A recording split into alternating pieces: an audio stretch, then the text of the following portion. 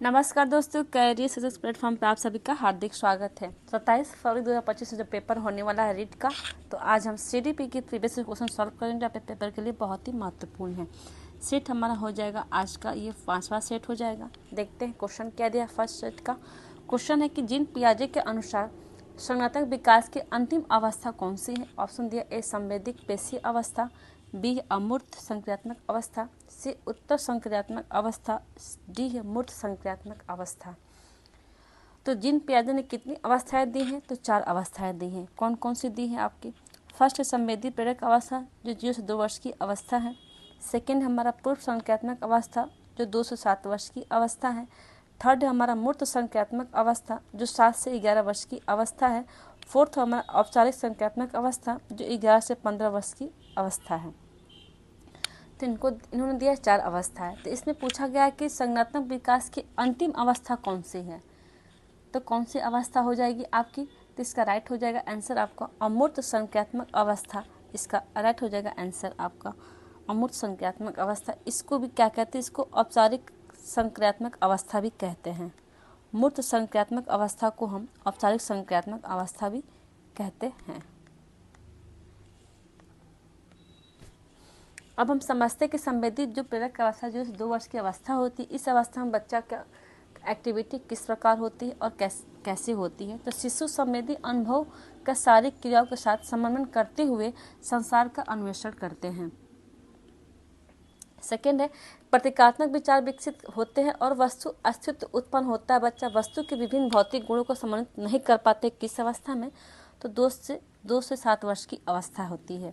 इस अवस्था में बच्चा क्या क्या होता है, तो ज्ञान इंद्रियों के माध्यम से बच्चा अपना विकास करता है। किसमें, आपको 0 से 2 वर्ष की अवस्था में।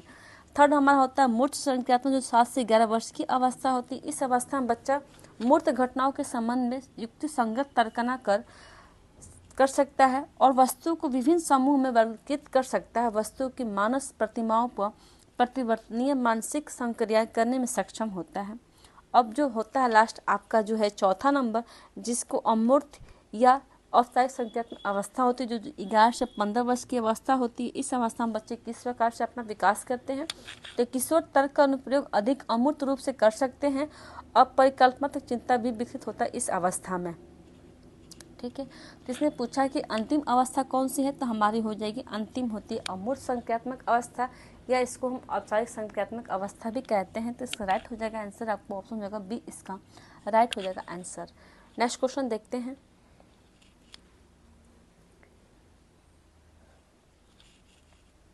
क्वेश्चन है कि एक 10 वर्षीय बालक की मानसिक आयु कितनी है, 12 है। तो उसकी बुद्धि लब्धि होगी तो कितनी होगी, तो हम समझते हैं। तो पहले तो हम समझते हैं कि मानसिक जो आयु का सर्वप्रथम प्रयोग किसने किया है, सूत्र किसने दिया है और प्रयोग किसने किया है।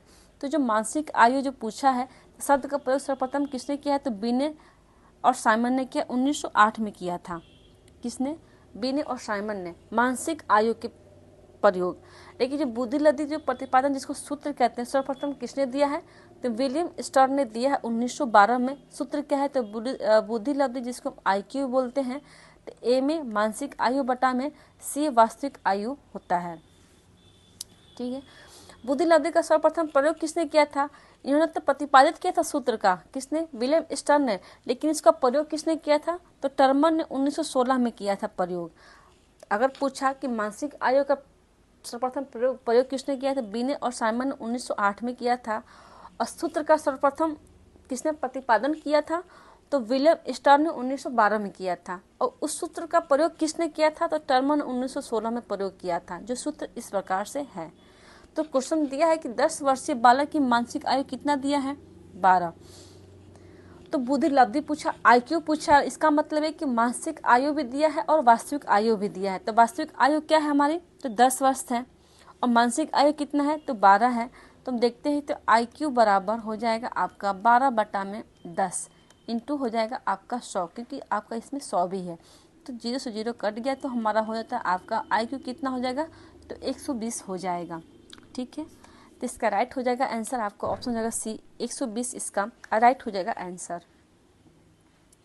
नेक्स्ट क्वेश्चन है,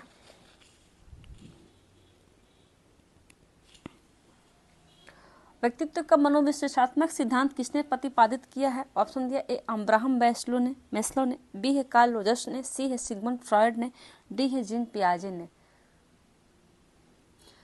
तो मनोविश्लेषणात्मक सिद्धांत किसने प्रतिपादित किया था? तो इसका राइट हो जाएगा आंसर आपका ऑप्शन हो जाएगा सी, सिगमंड फ्रॉयड ने किया था इस सिद्धांत का प्रतिपादन। और जिसको हम कहते हैं कि फ्रॉयड को मनोविश्लेषण का जनक किसे कहते हैं? एक क्वेश्चन यहाँ पे और भी बनता है कि मनोविश्लेषण, क्वेश्चन पूछ सकता है कि मनोविश्लेषण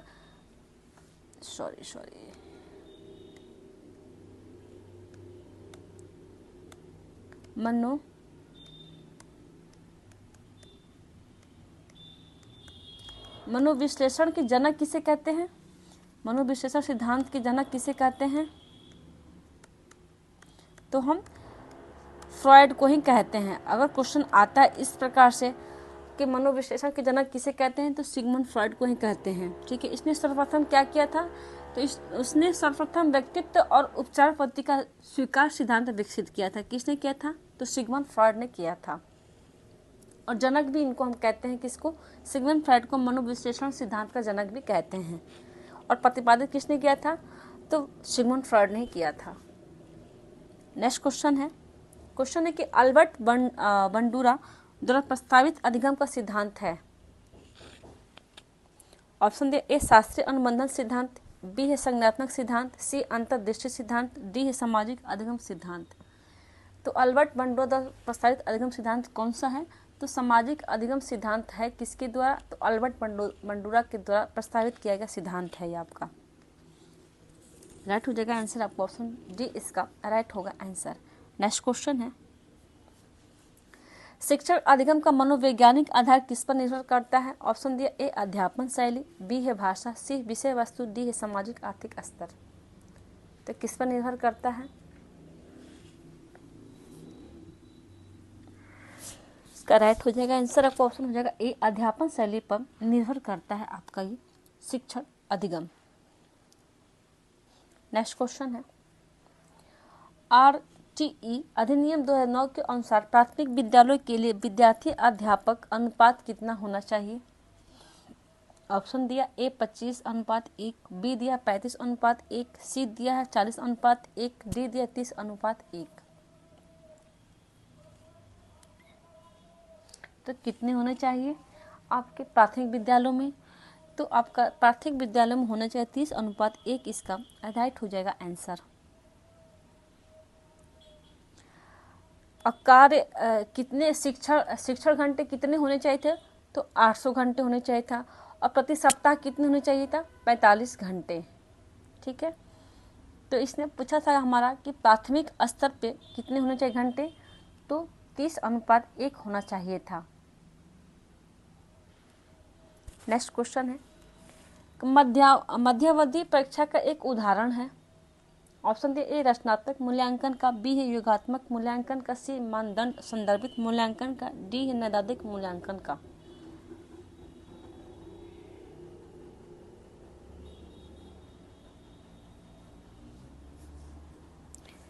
इसका राइट हो जाएगा आंसर, आपका ऑप्शन हो जाएगा बी योगात्मक मूल्यांकन का एक मध्यावधि परीक्षा का एक उदाहरण है योगात्मक मूल्यांकन। नेक्स्ट क्वेश्चन है, कौन सा रोग वंशानुगत है? ऑप्शन दिया ए ADHD, बी है पार्किंसंस, डी है फिनाइल कीटोनुरिया, डी है HIV एड्स। तो इसका राइट हो जाएगा आंसर ऑप्शन सी, फिनाइल कीटोनुरिया आपका क्या है? ये आपका रोग वंशानुगत है। ये आपका राइट हो जाएगा आंसर, आपको ऑप्शन सी इसका राइट होगा आंसर। नेक्स्ट क्वेश्चन देखते हैं,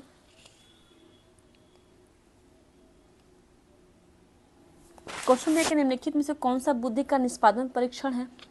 ऑप्शन दिए ए भाटिया बैटरी, बी है WAIS, सी रोस्रा परीक्षण, डी है रेवन का SPM। इसका राइट हो जाएगा आंसर, आपका ऑप्शन ए भाटिया बैटरी इसका राइट हो जाएगा आंसर।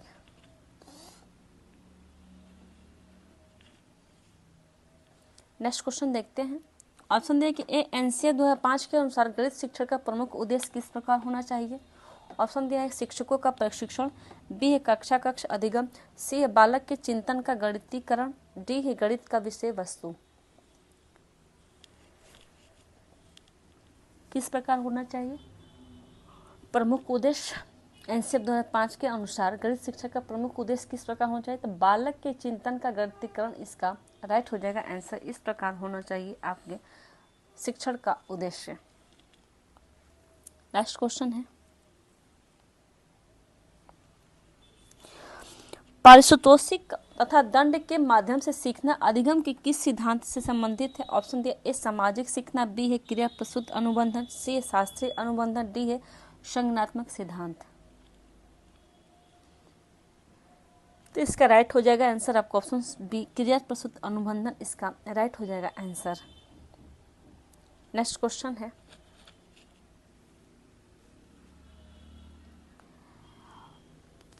निम्नलिखित में से कौन सी प्रक्रिया बाल्यावस्था के दौरान सीखने से संबंधित नहीं है? ऑप्शन दिया ए पूर्व अनुभव, बी है प्रतिबिंबन, सी है कल्पना, डी है तर्क।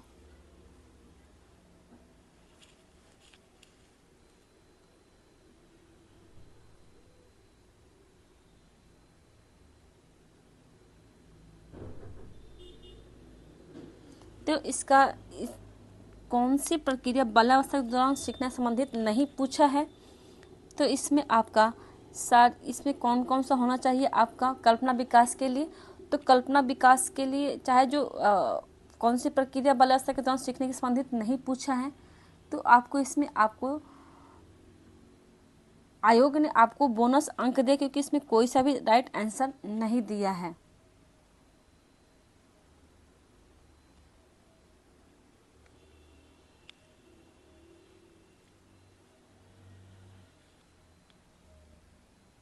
इसमें आपको बोनस अंक मिला है क्योंकि इसका आंसर इसमें कोई सा भी सही नहीं है, क्योंकि ज्ञान जो कल्पना के विकास के लिए क्या होना चाहिए, बाल्यावस्था के दौरान सीखने से संबंधित क्या क्या होना चाहिए, तो ज्ञान इंद्रियों को प्रशिक्षित होना चाहिए, करना चाहिए, कहानी सुनना चाहिए, रचनात्मक प्रवृत्ति विकास का ध्यान रखना चाहिए।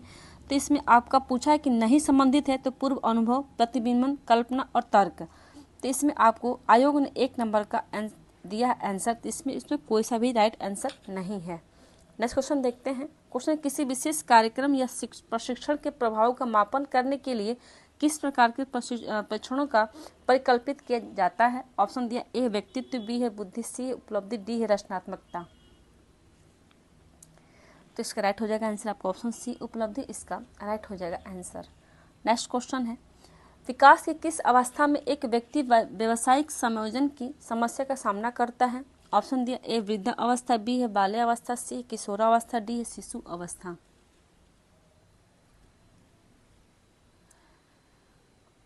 तो इसका राइट हो जाएगा आंसर आपको ऑप्शन हो जाएगा सी किशोरावस्था इसका राइट हो जाएगा आंसर। नेक्स्ट क्वेश्चन कि उच्चात्मक शिक्षण किस प्रकार के बालकों के लिए प्रयुक्त होता है? ऑप्शन दिया ए तेजी से सीखने वाले, बी है धीमे सीखने वाले, सी है प्रतिभाशाली बालक, डी है रचनात्मकता के सीखने वाले। तो इसका राइट हो जाएगा आंसर आपका ऑप्शन बी धीमे सीखने वाले। क्या होते हैं हमारे उच्चात्मक शिक्षण किस प्रकार के बालकों के लिए प्रयुक्त होता है? जो धीमे सीखने वाले होते हैं, इस प्रकार के बच्चों के लिए शिक्षण प्रयोग होता है। नेक्स्ट क्वेश्चन है, शिक्षण की खेलकूद विधि किस सिद्धांत पर आधारित है? ऑप्शन दिया ए शिक्षण की विधियों के सिद्धांत पर, बी है वृद्धि एवं विकास के सिद्धांत पर, सी है शिक्षण का समाजशास्त्रीय सिद्धांत पर, डी है शारीरिक शिक्षा कार्यक्रम पर।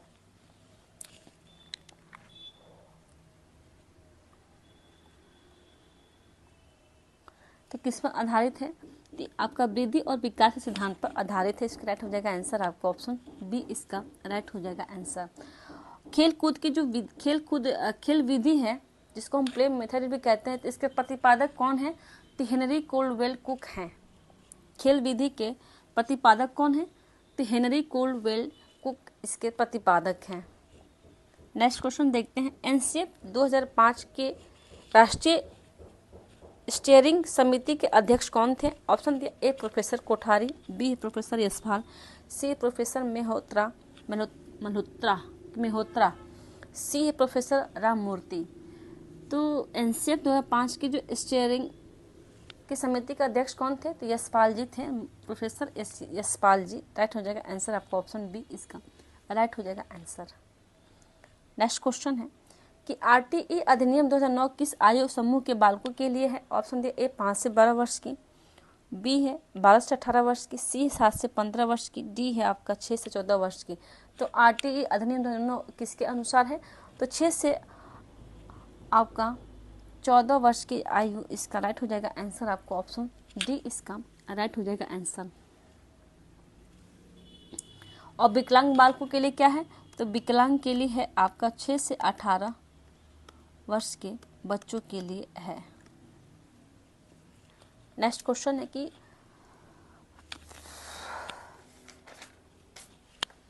निम्नलिखित में कौन सा दैहिक अभिप्रेरक नहीं है? ऑप्शन दिया ए उपलब्धि, बी है भूख, सी है प्यास, डी है नींद।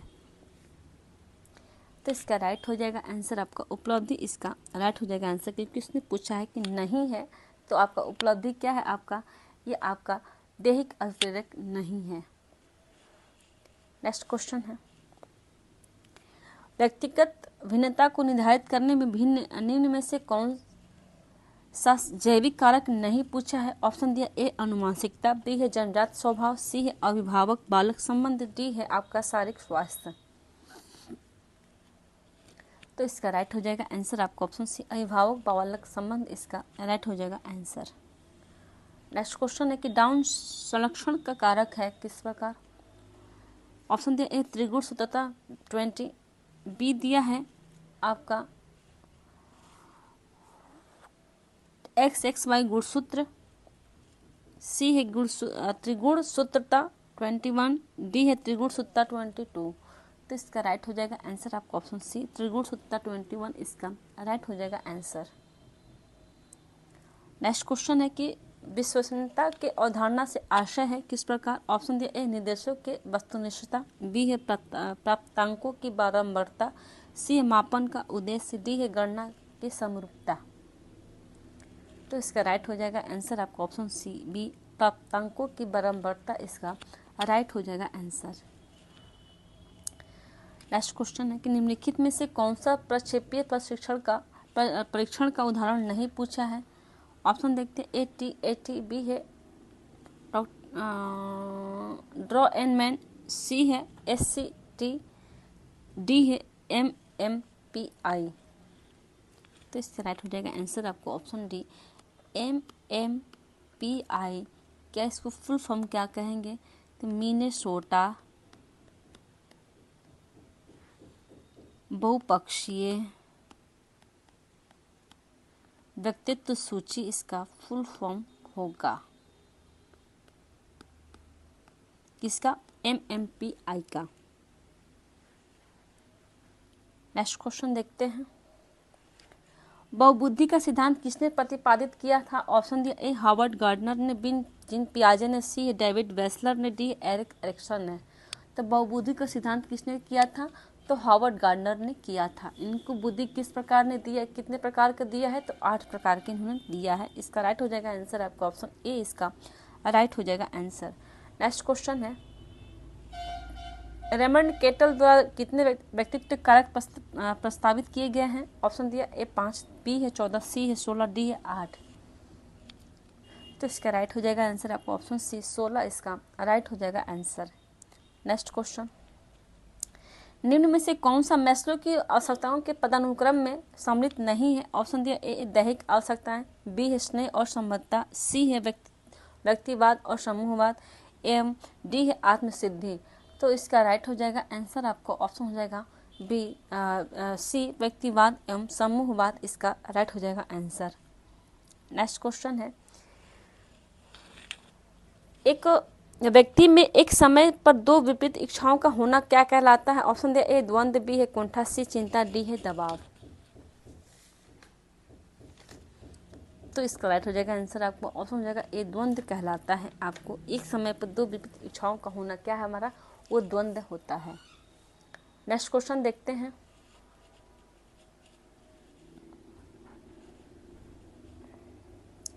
निम्नलिखित में से कौन सा अनुसंधान स्टीफन कोरे से संबंधित है? ऑप्शन दिया ए आधारभूत अनुसंधान, बी है वैज्ञानिक अनुसंधान, सी है व्यवहारात्मक अनुसंधान, डी है क्रियात्मक अनुसंधान।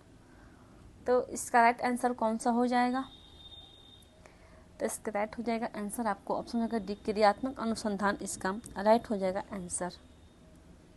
नेक्स्ट क्वेश्चन है, मानव विकास आजीवन चलता रहता है, यद्यपि दो व्यक्ति बराबर नहीं होते किंतु सभी सामान्य बालकों में विकास का क्रम एक सा रहता है। यह कथन विकास के किस सिद्धांत की ओर संकेत करता है? ऑप्शन दिया, ए सतत विकास का सिद्धांत, बी है परस्पर संबंध का सिद्धांत, सी है समान प्रतिरूप का सिद्धांत, डी है आपका सामान्य से विशिष्ट अनुक्रियाओं का सिद्धांत।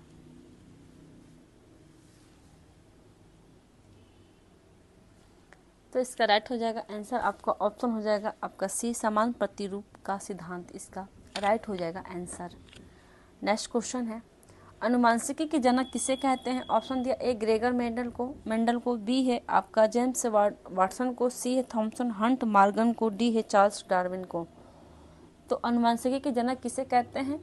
तो हम कहते हैं मेंडल को, अनुमानसिकता का सिद्धांत जिसको हम कहते हैं। इसका राइट हो जाएगा आंसर आपको ऑप्शन ए होगा, इसका राइट हो जाएगा आंसर। तो आज का सेट यहीं समाप्त होता है। वीडियो को like and subscribe and share ज़रूर करें। Thank you.